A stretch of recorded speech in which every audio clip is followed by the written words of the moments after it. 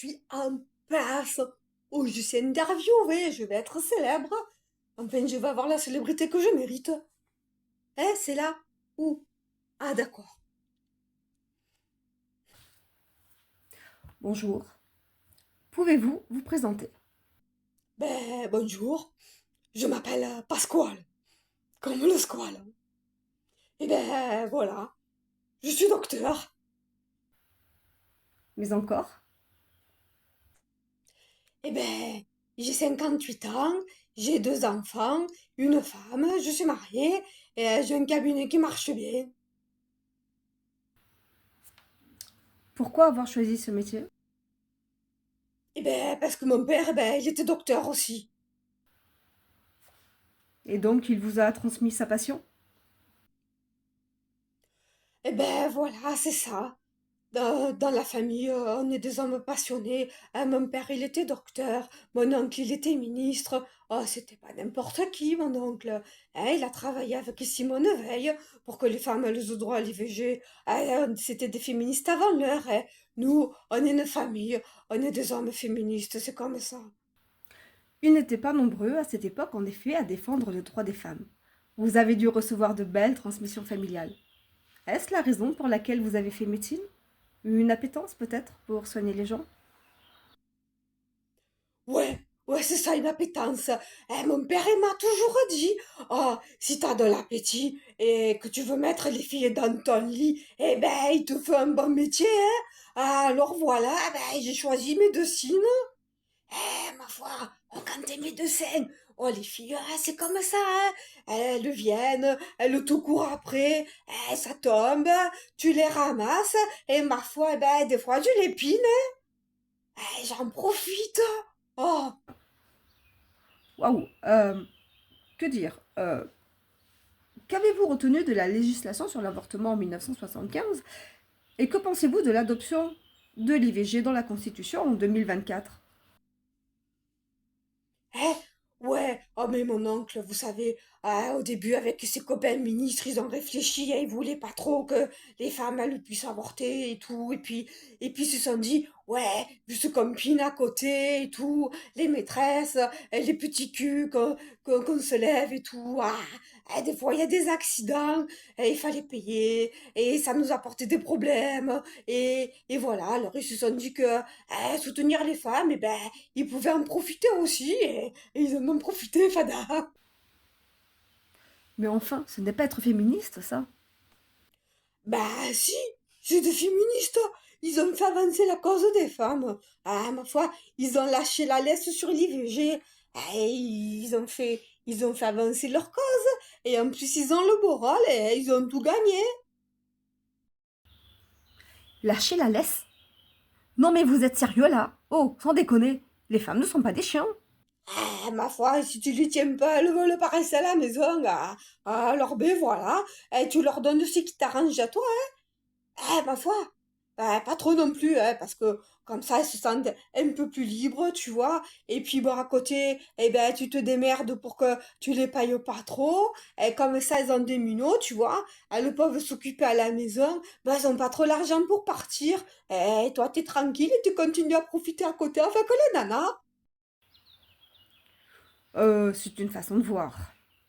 Disons que je pensais que les personnes qui choisissent de faire médecine, c'était pour apporter un peu de mieux-être, un peu de mieux vivre dans ce monde. Enfin, pour soigner les gens, quoi. Eh ben ouais. Le mieux vivre, c'est ça.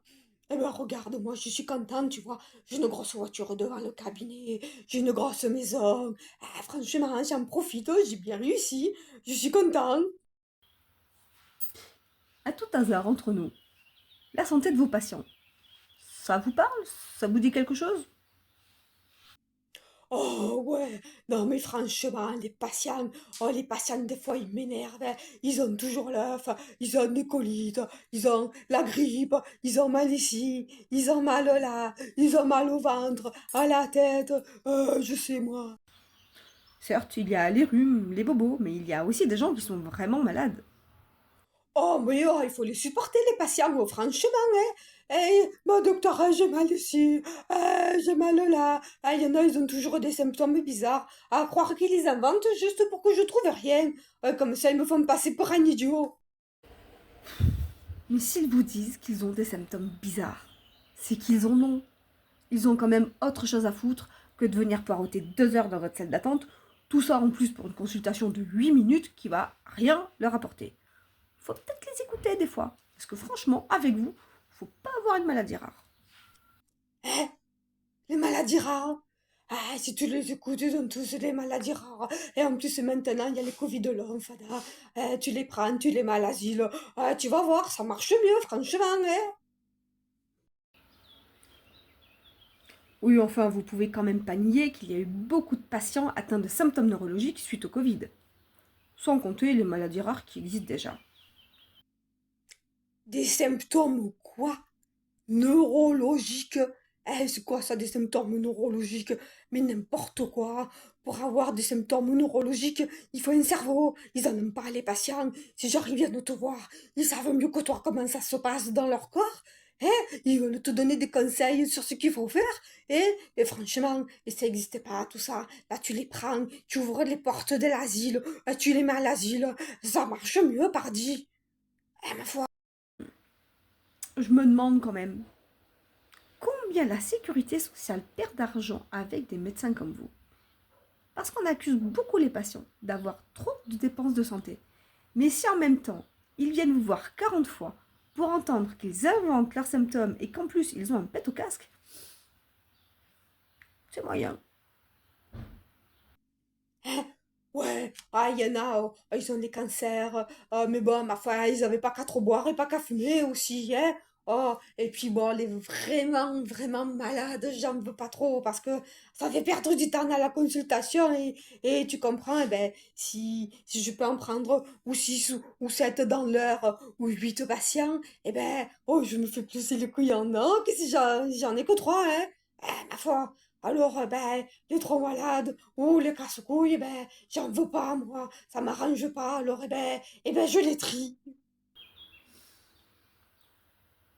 Comment ça, vous les triez? Les rouges d'un côté, les verts de l'autre. Ben, je les soigne pas bien, ou je leur donne un traitement qui marche pas, et comme ça, ben, ils reviennent pas. Et puis, avec un peu de chance, eh ben, il y en a, ils clament plus vite, et comme ça, ben, je suis débarrassée. Je vais vous avouer une chose. Sincèrement, je pensais qu'à la fin de vos études, pour votre remise de diplôme, on vous déconnectait les nerfs auditifs du cerveau. Parce qu'alors, sincèrement, trouver un médecin qui écoute, c'est aussi rare que de trouver un ministre honnête. Mais je suis honnête, mais franchement, je devrais avoir une prime, moi, pour les supporter. Hum. Enfin bon, il existe à peu près quand même 7000 maladies rares qui touchent, c'est pas grand-chose, hein, 3 millions de personnes, juste en France. Il faut parfois plus de 10 ans pour les détecter. Certainement à cause d'un problème de nerf auditif. Alors certes, vous ne pouvez pas toutes les connaître, mais il y en a certaines qu'on retrouve quand même assez souvent. Vous faites pas des mises à jour parfois? Des mises à quoi? Des mises à jour? Non mais t'es sérieuse là? Qu'est-ce que tu veux que je fasse des mises à jour? Oh, je suis pas un ordinateur. Oh, ça fait 30 ans que je suis médecin, que je vois des cas, hein, tous les jours. Alors, franchement, j'ai pas besoin de faire des mises à jour. Il m'a fallu 10 ans d'études pour en arriver là. 10 ans d'études. Hein? Ouais. Alors, sincèrement, j'ai trop de choses à faire. Alors, me casse pas les couilles avec les mises à jour. Ça, j'avais compris. Mais vous faire aider par une intelligence artificielle, ça devrait être systématique dans tous les cabinets, pour plusieurs raisons. La première, elle ne prendrait pas les symptômes comme étant bizarres. Elle les prendrait juste en compte. Ensuite, cela aiderait à avoir un diagnostic plus rapide parce que les patients seraient orientés vers les bons médecins. Troisièmement, ça désengorgerait les cabinets médicaux. Ça permettrait aux patients d'avoir un traitement plus rapide et plus efficace s'il en existe un. Et ça leur permettrait d'avoir la connaissance de leur corps de savoir leurs limites et de pouvoir trouver un emploi ou de pouvoir créer leur emploi en fonction de leurs capacités, puisqu'ils pourraient mettre un nom sur ce qu'ils ont, au lieu de se faire traiter de mythos, de feignants, et j'en passe. Ouais, mais franchement, mon père, il avait raison. Les patients et les bonnes femmes, vous êtes tous des casse-couilles. Genre, vous savez mieux que moi ce qu'il faut faire. Hein, ça y est, elle est finie l'interview, là, parce que, franchement, j'ai pas le temps. J'ai des patients tapinés, moi. Vous voulez peut-être dire des patients à trier? Ouais, c'est ça, ouais. Allez, à la prochaine fois. La sortie, c'est par là.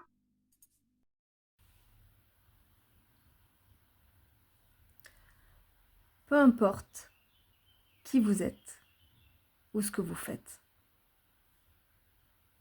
ne soyez pas comme Pasquale.